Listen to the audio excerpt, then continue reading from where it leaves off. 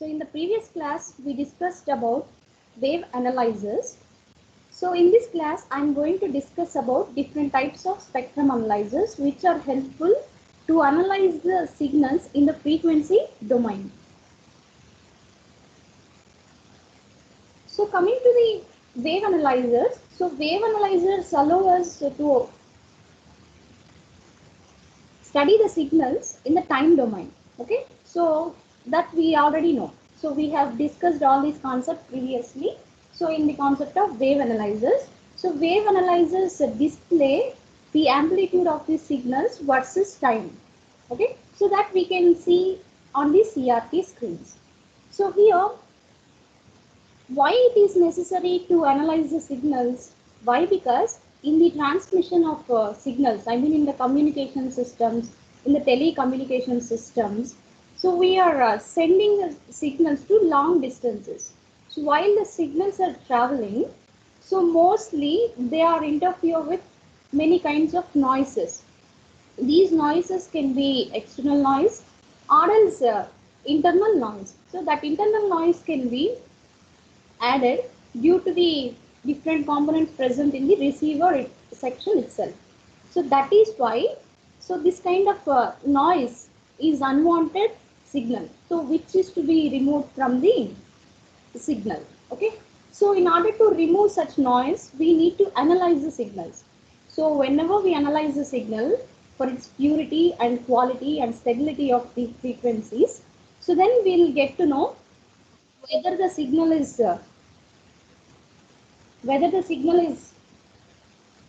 good one or not.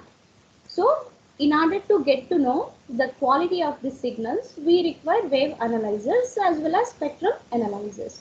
So which are helpful to know the different parameters of the signals like amplitude, frequency, phase. So where mostly the distortion can occur. Okay, so that is nothing but wave analyzer. So in the previous class, we have discussed about wave analyzers and heterodyne wave analyzers. So now we'll continue that wave analyzer concept for the harmonic distortion itself. Later on, we will discuss about spectrum analyzers. So coming to the harmonic distortion analyzers. So harmonic distortion analyzers measure the total harmonic content present in the waveforms rather than individual components. That means in the previous section we have discussed about wave analyzers. So where we have allowed only the particular type of harmonic component. That means we have sent only the particular frequency component that is to be transmitted with the through the wave analyzer, and we have determined its amplitude. That means there the analyzation we have done is separately. That means we have analyzed the component, each frequency component separately. We have seen what is the amplitude of particular frequency component. That means which are nothing but harmonics.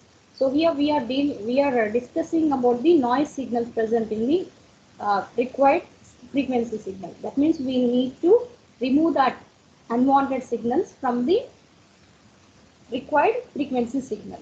So here harmonics, what we have discussed about harmonics in the previous lecture, harmonics are nothing but the extra frequency components. So those are nothing but the multiples of fundamental frequency components. So we are interested in only fundamental frequency signal. So which is our required output at the receiver. But through the channel, so there can be additional noise present in them. So due to that extra frequency components, multiples of frequency components or sum and difference of the frequency components can get added. So these are nothing but the harmonics, okay? So which are multiples of the fundamental frequency. So these to be removed. So here in this harmonic distortion analyzer, we are going to analyze what is the deviation of required signal from the exact output. So which is caused due to harmonics present in them. So that is why we require harmonic distortion analyzers. So this harmonic distortion analyzer tell us what is the disturbance present in the required signal, and it tries to eliminate that harmonic distortion. Okay. So now coming to the harmonic distortion measurement, so with the help of using this formula which is shown here, so the total harmonic distortion that exists due to different frequency components. So here D2, D3, D4 are different distortion due to multiple frequencies present extra in the required signal. So those distortions, okay, so should be removed. So we can find the total harmonic distortion with the help of formula.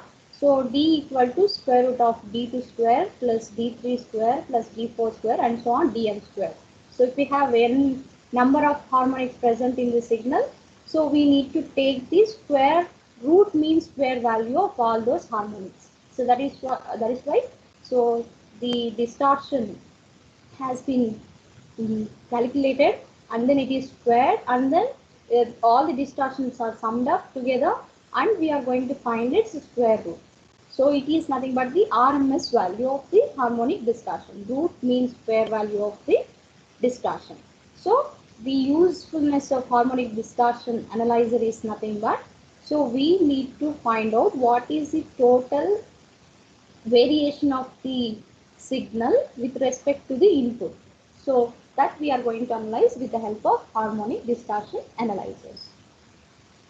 And here the technique we are going to use in the harmonic distortion analyzers is, to find out, to eliminate the fundamental frequency from the required, we have to analyze only the harmonics distortion. So we don't require here what is the amplitude of fundamental frequency. Okay, we are interested only in the ripples, but not in the fundamental frequency signal. So that is which is our required output. Okay, so first of all, in order to analyze the distortion present in the signals, we need to suppress the fundamental frequency first. Because if it gets added in the harmonic distortion, the original output can be masked off by the ripples. So that is why first we need to suppress the fundamental frequency. So after bypassing it, we need to calculate the only noise present in the required signal. So the simplest method here we are using is to suppress the fundamental frequency by means of high pass filters. That means these high pass filters are designed in such a way that whose cutoff frequencies are little more than the fundamental frequency. For example, we are interested in the 1 kilo hertz frequency signal. So that is our required output at the receiver. So now, since we are interested in the harmonic distortion, first of all, we need to separate that 1 kilohertz frequency component signal from the remaining extra noise signals. So after suppressing it, we are going to take the harmonics, which are multiples like 2K, okay, 1 into 2, okay, 2 kilohertz, 4 kilohertz, like that. So these are nothing but harmonic components.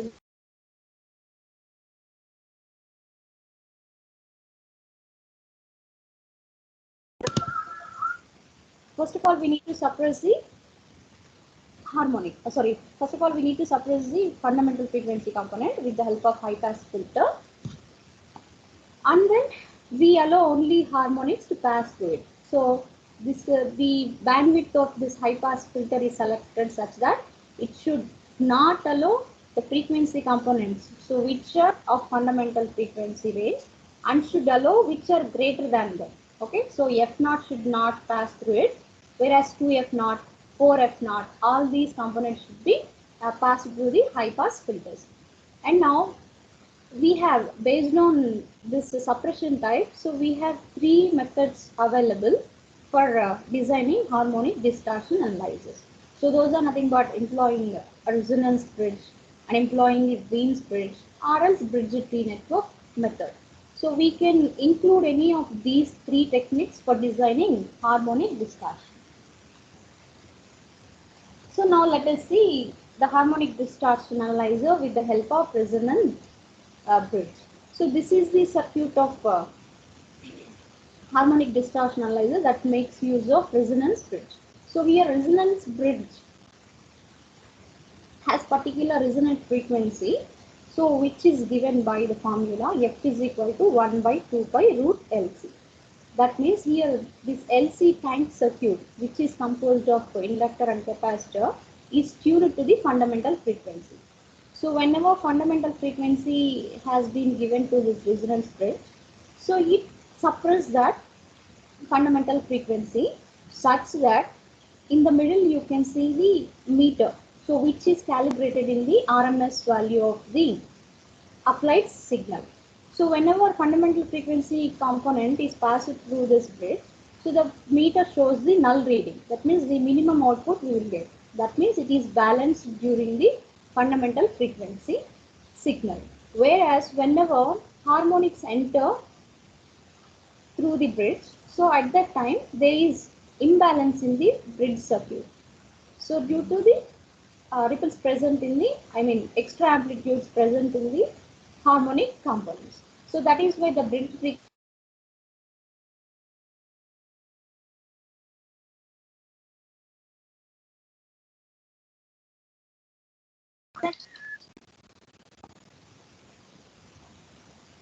Okay, so here whenever harmonic components enter the signal, so at the time it becomes unbalanced, which is given by the meter reading. So in such a way, total harmonic components can be, means the total amplitude of harmonic components is displayed in the meter. So that is how we are going to find out what is the total harmonic distortion present in the signal. And the other method we are going to use is nothing but Wien's bridge method. So in Wien's bridge method, so we are going to employ Wien's bridge oscillator as shown here. So this is the circuit we are going to use for tuning it to the fundamental frequency and allowing the harmonic components to present at the output. So here we have C1 and C2 capacitors, so which are able to, means which are varied. So here the drawback of the resonance bridge is nothing but, so whenever fundamental frequency is varied, for example, fundamental frequency we are interested in is 1 kilohertz. If it is changed to 2 kilohertz to analyze for another signal, here we need to replace LC values again because these are fixed values. Whereas each time we need to replace the inductor and capacitance values. So this kind of problem will not occur if we employ Wien's bridge oscillator whose capacitances can be varied. So here we have the chance of us adjusting the capacitors so that the circuit can be balanced for the different types of interested frequencies. So that is the main variation between resonance bridge and this Wien's bridge. Okay, so here whenever continuous adjustment of frequency is needed, so then Wien's bridge arrangement is used. So this bridge is balanced for the fundamental frequency and only the harmonic components can be available at the output terminals. So total harmonic distortion can be measured with the help of a meter connecting at the output of the Wien's bridge oscillator. So here for the balance at the fundamental frequency, we need to have the parameters like this. So these are nothing but, so C1 and C2 must be of same values since they are variable for means we can adjust them for different frequencies. For particular 1 kilohertz frequency, these two values should be same. Okay, or if it is changed to 2 kilohertz, then again we need to increase the order of capacitance. But these two values should be same. And for R1 and R2 resistors here at the input side, so those two values also selected similarly. And R3, so at the collector terminal, so is chosen in such a way that it should be twice of the emitter resistance. So whenever these parameters are met at the time, so the bridge is balanced for the fundamental frequency signal and it suppresses that signal. So whenever the harmonic signals enter through the bridge, so the bridge becomes unbalanced. So it provides the output, so in the form of harmonic distortion, which is measured with the help of meter available or which is connected at the output. And the third method which we can use to find out total harmonic distortion is nothing but bridge T-network method. So here this bridge T-network method consists of time circuit along with the resistor. Okay, so here we have one inductor in parallel with the two capacitors, and this is in series with the resistance. Here the resistance is variable. Okay, it is not fixed type, so we can vary the resistor value. That is nothing but we are going to use potentiometers here. So the common way of using this bridge T network method, network is like this. So here we can keep the bridge T network in the circuit of a harmonic distortion analyzer. So with the help of all these blocks. So here, whichever input we are going to analyze is applied to the amplifier. So the purpose of amplifier is to amplify the weak signals if necessary, and it is given to the adjustable attenuator. Okay, so here before employing before applying this input to adjustable attenuator, so here we have one switch S is available. That means at a time we can connect either a bridge T network in the circuit or else adjustable attenuator circuit in the circuit. So first of all, our intention is to suppress the fundamental frequency. So that is why first of all, the switch is connected to terminal A. That means we are going to increase bridge T network in the circuit. So with the help of bridge T network, we are going to suppress the fundamental frequency. So how? So here L and C values are attuned to the resonant frequency, which I have given by using the expression F is equal to 1 by 2 pi. Here we have to include the reactances of capacitor and inductor as well. Okay, so that is why the formula can be slightly varied. So with the help of this tuning, so we can bypass the fundamental frequency signal with the help of resistor connected to the ground. So whenever it is tuned to the fundamental frequency signal, so we are allowing it to the ground. So we are suppressing the fundamental frequency. So only harmonic components can be available at the output. So that is why first of all we need to include the bridge T network to suppress the fundamental frequency signal, and then we are going to eliminate the bridge T network from the harmonic distortion analyzer. Now we are interested in only harmonics. So that is why switch S is connected to terminal B. So here we have included the attenuator in the circuit by eliminating the bridge T network, because we are already suppressed the fundamental frequency signal. So whatever we are allowing now is nothing but harmonics. So which can be analyzed with the help of attenuator. So adjustable attenuator helps us to analyze the magnitude or amplitude of these signals whose levels are beyond the harmonic distortion analyzer. That means if the test input amplitude is very large, attenuator brings it down to the operating values of harmonic distortion analyzer, such that the RMS total root mean square value of the harmonics can be determined with the help of attenuator, and this value is supplied to output meter, so which is calibrated in the decibels or else volt meter readings. Okay, so that is how we are going to measure the total harmonic distortion present in the signals.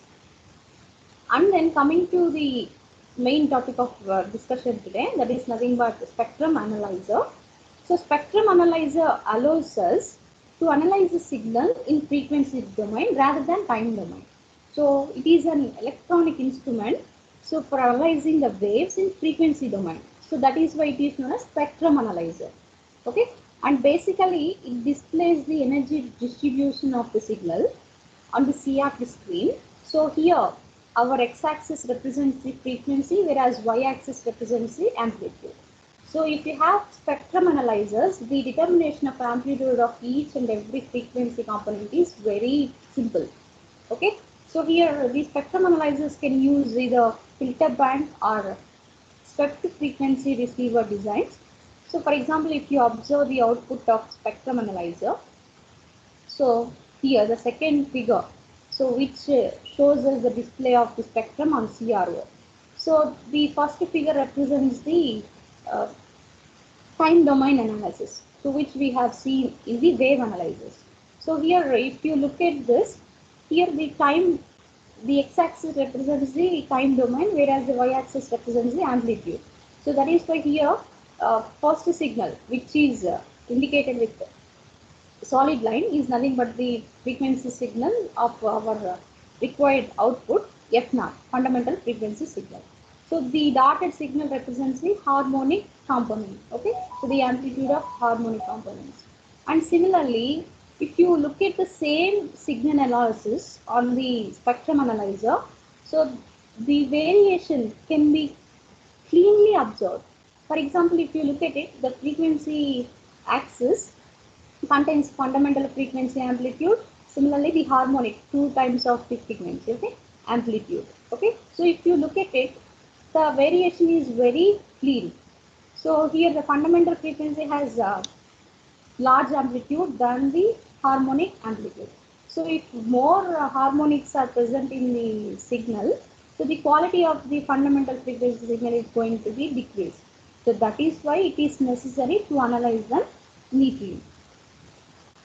So here the spectrum analyzer helpful for us to analyze the signals in the frequency domain such that the variation of the magnitude can be clearly analyzed. So we have two different types of spectrum analyzers based on parallel filter bank and swept frequency techniques. So what are these two things? Legacy. So this is the design of spectrum analyzer with the help of parallel filter bank. So parallel filter bank is nothing but it consists of number of filters in cascade form. Okay, so here each filter's frequency is selected in such a way that their central frequencies are overlapped.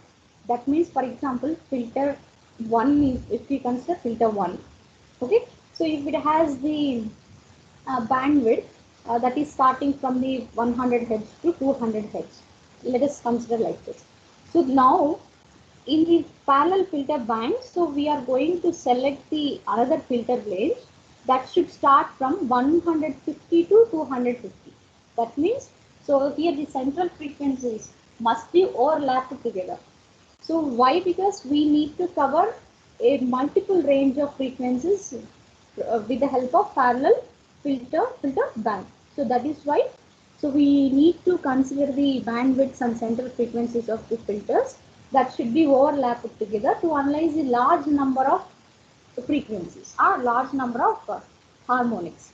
Okay. So typically, if we consider one audio analyzer, means whose means the signals in the range of audio frequencies. Okay, so if you want to analyze what kind of information present in that audio signal, so we need to analyze that audio wave by the help of 32 number of filters. Okay, so for example, if you want to analyze video signals. So we need to increase this range. Similarly, in the range of radio frequencies, we need to add number of filters in cascade that can be decided by the range of the frequencies we are using in the particular waveform. So like that, so if we design spectrum analyzer to analyze the number of frequencies, okay, which should cover from the audio range to microwave frequencies. So we need to design the spectrum analyzers in such a way. So here this is the overlapping. You can observe this overlapping concept of filters here. So each filter can cover particular range of frequencies. That means if we consider audio frequency range, that is nothing but 20 Hz to 20 kilohertz. If you want to analyze the audio waveforms, these filters should have the central frequencies that are overlapped together such that they can allow any frequency component starting from the 20 Hz to 20 kilohertz. So if we design the spectrum analyzer in such a way, so that is nothing but parallel filter bank analyzer, spectrum analyzer. And then coming to the second concept, which is nothing but swept receiver design. So here in the first thing we have covered only the audio frequency ranges. starting from the 20 Hertz to 20 kilohertz. So here for microwave frequency signals which have large frequencies, okay, so starting from 1 megahertz to 10 megahertz, 100 megahertz and more. So these are nothing but microwave frequency ranges. So the normal filter band, the spectrum analyzer is not efficient for analyzing the signal in the radio frequencies. That means microwave frequencies whose frequencies are very much larger than the RO range. So in such case, we need to consider the spectrum analyzer using swept receiver design. Swept receiver means it is going to scan the amount of frequency of the input signal. Okay, so here we have voltage tuned oscillator which is adjusted to the minimum frequency, from minimum frequency to the maximum frequency.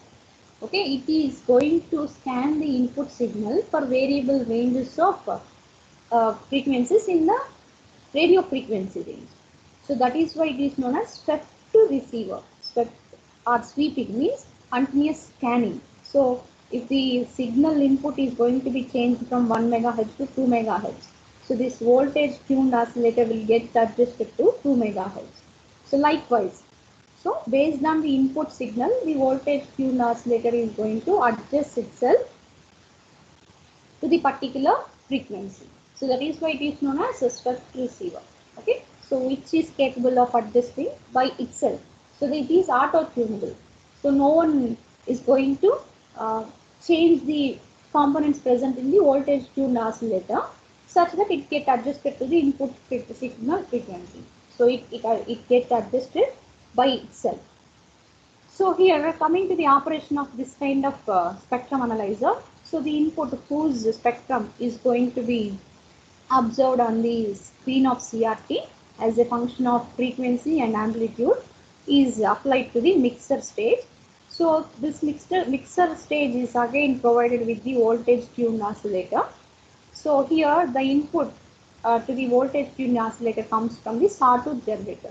So sawtooth waveform generator generates the sawtooth waveform, so which triggers the operation of voltage tuned oscillator. That means here the frequency of sawtooth waveform is going to decide so what will be the frequency range of voltage tuned oscillator.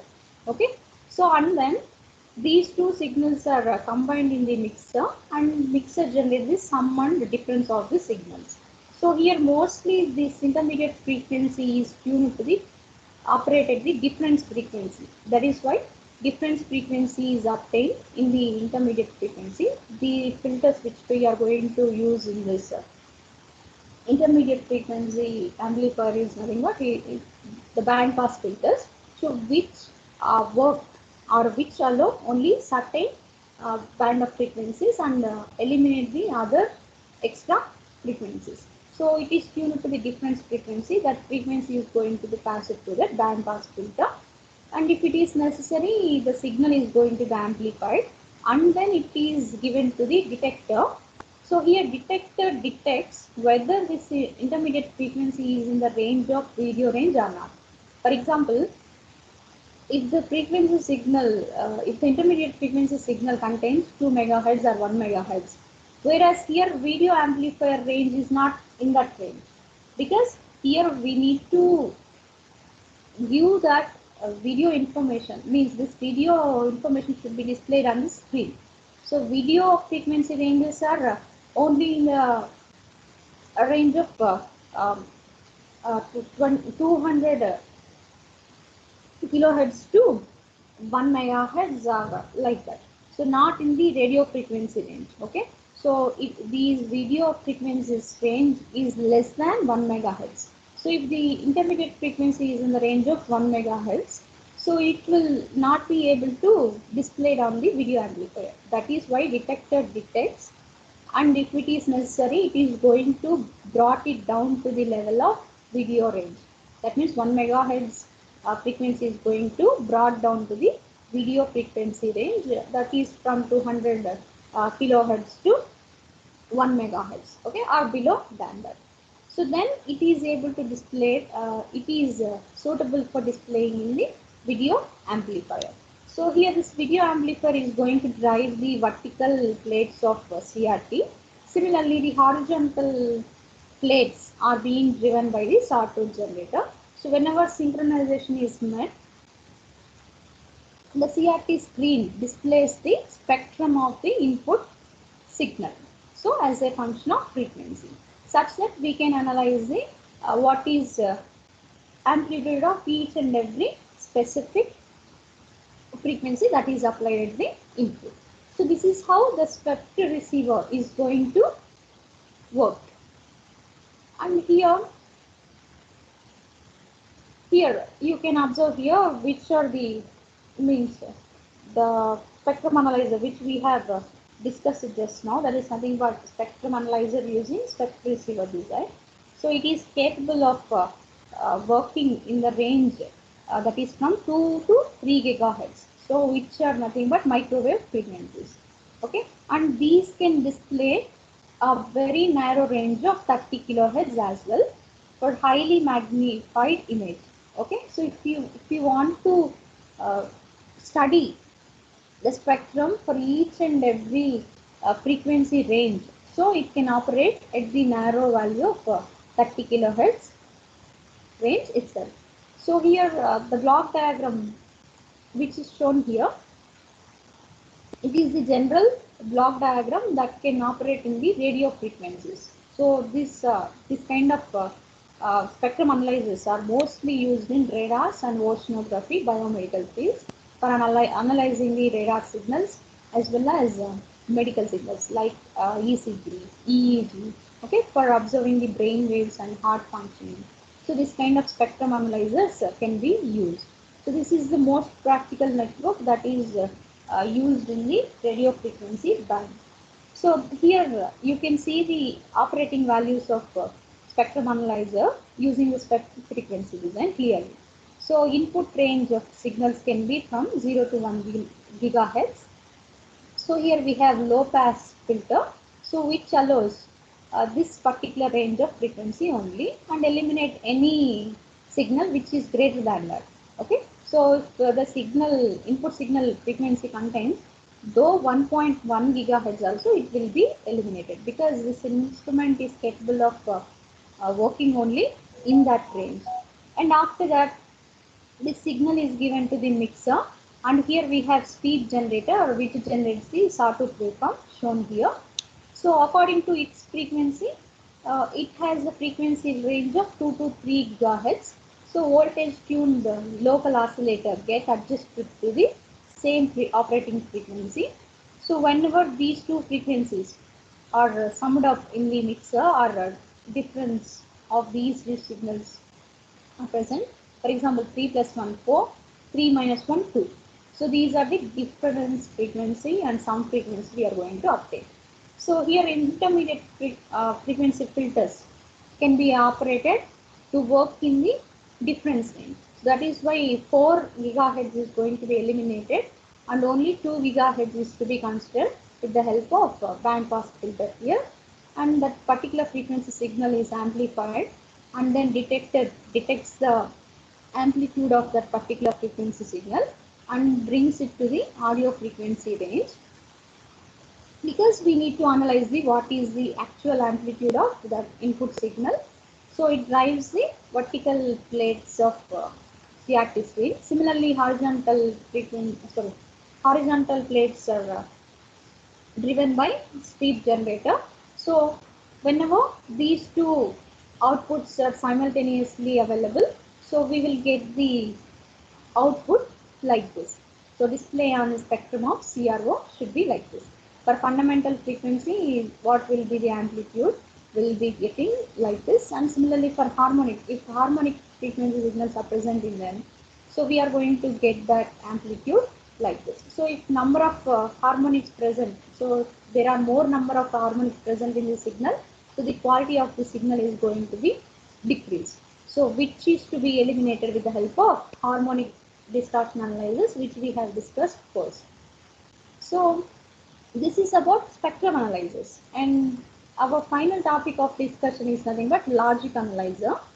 So in the logic analyzers, we are going to test the microprocessors or any other logic circuits, for example, like AND gates, OR gates, NAND gates, we are going to find out what is the fault present in it. So these logic analyzers are helpful in the hardware and software industries. So engineers working in those industries use that logic analyzers for their research and development work. That means whenever a specialist, an engineer is going to construct one circuit, so he has to analyze the logic of that circuit, whether it is functioning correctly as per the logic or not. So in such case, logic analyzers are helpful for debugging and testing that particular logic circuit. So it is helpful mostly in the design of microprocessors. Microprocessor is nothing but integration of many of the um, circuits. Okay, so in the microprocessor we are going to use several thousands of logic gates. Okay, similarly we are going to use registers, all these things. Okay, so all these components are integrated in a single chip. There is nothing but the microprocessor. Okay, which is capable of performing arithmetic and logic operations. Okay, so that is why it is necessary whenever microprocessor is going to be designed. So it is necessary to construct thousands of transistors, thousands of other necessary components on the microprocessors. So once it has been designed, so the research person is able to specify the specific logic, whether it is functioning as per the requirements or not. So to know whether it is functioning as per the available requirements or not, so then the person is going to analyze the logic using logic analyzer. Now if you look at the logic analyzer block diagram, it consists like this. So here the first block represents system under test. That means if a research person designs microprocessor, so it has to work as per its requirements. So in order to know whether it is operating as per the requirements or not, it is going to be connected to the logic analyzer shown here. So here all the lines are shown parallelly because all the data is being transferred on the parallel data bus. So first the signals are, data, qualifier and clock signals are applied to the input conditioner. So input conditioner is the first block present in the logic analyzer. So what is the function of this input conditioner is nothing but, so whenever there is any kind of disturbance present in the data applied, getting from the, which we have received from the system under test, so it is going to improve that. That means if there is any amplitude variations, it just adjusts that amplitude variation. So if there is any weak signal present in the data, so the function of input conditioning is to amplify it. So if there is any harmonic components present in the data, so it is going to filter out that harmonic components. Like that, the quality of the received data signal is being improved with the help of input conditioner. And after that, it gives its condition output to the trigger generator. Okay, so here the function of this trigger generator is nothing but, so to compare the logic with the already designed requirements present in the logic analyzer. For example, here we have memory system. So here this memory system stores certain data, so which is to be compared with the input conditioner data. That means, for example, microprocessor has to work in the separate frequency, and it has to operate only in the certain range of voltages. Okay, and it has to operate only at the particular range of power dissipation. That means it has to consume only power within the operable range only. So such kind of information is already stored in the logic analyzer. So this trigger pattern pattern uh, generator is going to compare those data. Okay, so whether the required parameters are correctly matched with the system under test or not. So this is the function of trigger pattern generator. So whenever it finds a match, it uses that to trigger controller. So if a trigger controller finds the match, it is going to display that information on the display generator, okay, or display controller. That means if there is a match between the quality data and which is already stored in the memory. So if these two logics are same, so then we will have the display light. So the system under test is operating at the correct range. So there is no fault present in the system under test. If there is any problem present in the system under test, if it is not operating at the optimum conditions, then the trigger controller generates the output light. So there is fault in the circuit. So these requirements are not met with the uh, system under test inputs. So that is how the logic analyzer is going to determine whether the required design, that means whether the required family, logic circuit family or microprocessor is operating correctly or not. Okay, so whenever there is a match between these two requirements, then this trigger controller generates one control signal to stop the memory to store the data. Okay, it stops immediately the storing information that is coming from the input conditioner, and immediately it handovers the control to the display controller to analyze the performance of that system under test. So this is how we are going to determine whether the required system is operating at the correct optimum conditions or not. So this is about today's sessions. Thank you so much.